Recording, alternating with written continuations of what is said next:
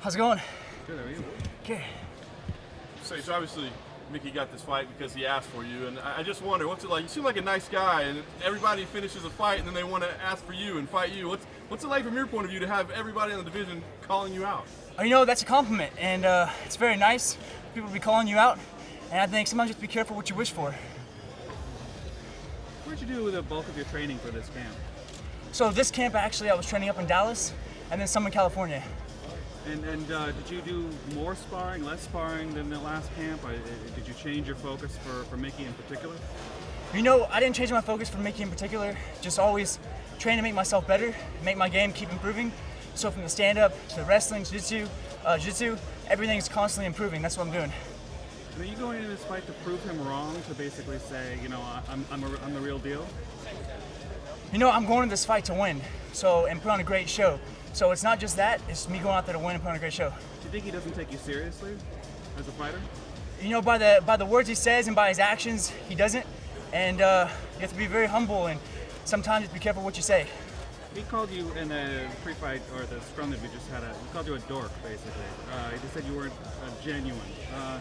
Do you take those things personally, or does it just kind of roll off your back? No, sir, I don't take it personally. And, I don't know how someone could say that when they don't know you. So he might be saying that to try to get attention, but anybody that knows me knows who I am. What do you think about him? I mean, here's a guy that's saying that you're not necessarily UFC level, or that you're created by the media or whatever, and then he's fought a professional wrestler and a journalist. So I mean, what's your take on him? Do you feel like he should be going through the same criticism that you have? I'm not gonna cut anybody down. He fought two guys that have never had an MMA fight before. So me myself, I'm going up a weight class to fight at 170. I'm looking forward to it. I'm prepared. I'm ready. I'd say be careful what you ask for. Is about as close we've ever heard a trash talk from you. I mean, did that bother you when he said it? No, sir, it didn't bother me. It's just sometimes people ask for things, and then they have to be careful what they say. So, how did the Apple challenge come about? And what was the response that you got on Twitter? Oh, I was actually just playing around. So I happened to have an apple in my house. Me, my brother, and my sister were like, "Hey, Sage, I wonder if you could rip this apple." I was like, "All right, let me try it." So I grabbed the apple, I rip it. I was like, "Do we have another apple? I want to video this." So we got another apple, we videoed it, and I tweeted it out there, posted on Instagram, Facebook, and wanted to see if anybody else can do that. So it was very fun. It seemed like a lot of people responded. They enjoyed it from you. Was that something you kind of enjoy, kind of interacting with people in those kind of ways?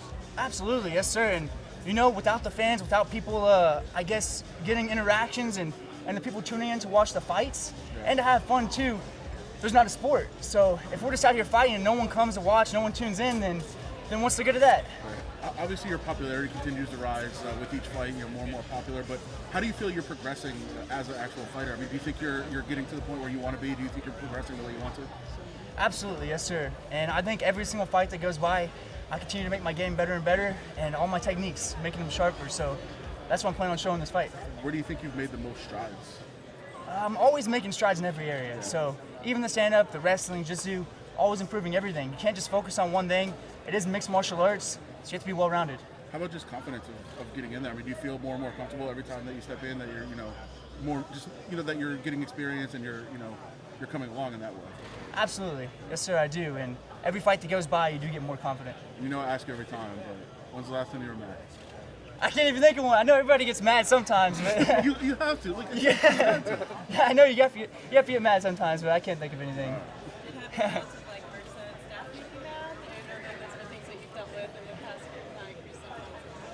Sure, I didn't like that, but I didn't like that at all. No way. But I was happy when I overcame it, so that was something that I didn't want on me, and it's gone now. That was a good one. I didn't think of that. You got a new striking coach, Tyler up there. Is that new to this camp? Yes, sir, it is. He's a great guy too. Yeah, how did that happen? Because I know he coaches Raymond Daniels, who's also a successful kickboxer. Yes, sir. Actually, me and Raymond Daniels have known each other since we were little kids, so that's pretty interesting. He trains with Tyler Wombles, and me and Tyler came about through him, and we're training together, so it's great. Is there a switch when you get into the octagon, though? I mean, you're very polite and humble, but I mean, obviously there's sort of a mentality you have to have. I mean, does something change when they close that octagon door for that, small amount of time? Absolutely, it does. Yes, sir. And when you walk out there, you're having fun. everything's a blast. You get in there, you're still having fun, but a switch does kick in. When the cage door shuts, you're in the octagon, you go out there and touch hands, touch gloves. Even if you don't, it's just me and my opponent. So it does switch. I'm going out there to win, and that's how it is. Do you like your current setup better than training at TriStar? I mean, why did you leave TriStar? So at the time I had finals I had to do, and also I was very sick with MRSA, as you mentioned. So I didn't want to stay there and continue being sick there, continue training there, coming back to get that taken care of, and then finish up my finals. Do you think you get better training when you're maybe at a smaller gym, or maybe they can focus on you a little bit more, as opposed to like a big gym where there's a bunch of other professional fighters, some of whom might be looking to, take your head off because, or get aggressive with you in sparring? Sure, it's not about the sparring getting aggressive, because I can be aggressive too in sparring. That's great. Anybody can be, but when you're out there getting individualized attention, especially me being so young, is very important. So it's how can I make myself learn the best and grow the fastest as a fighter, and that's my point to do. Where are you better than Mickey Gall? I believe I'm better than Mickey Gall, my opponent, all around, stand up, wrestling, jiu-jitsu, every aspect. Has there been any food products you can't rip? Like someone gave you a pineapple and you said, I can't do it? Like, has it happened yet? I haven't tried any other ones yet, but I'm sure there are. Next video. All right, thanks. There you go. Pomegranates. What'd you say, pomegranates? Oh, there you go. Yeah, that tastes good. All right, thanks everybody. Thank you. 2 questions from UFC.com right here.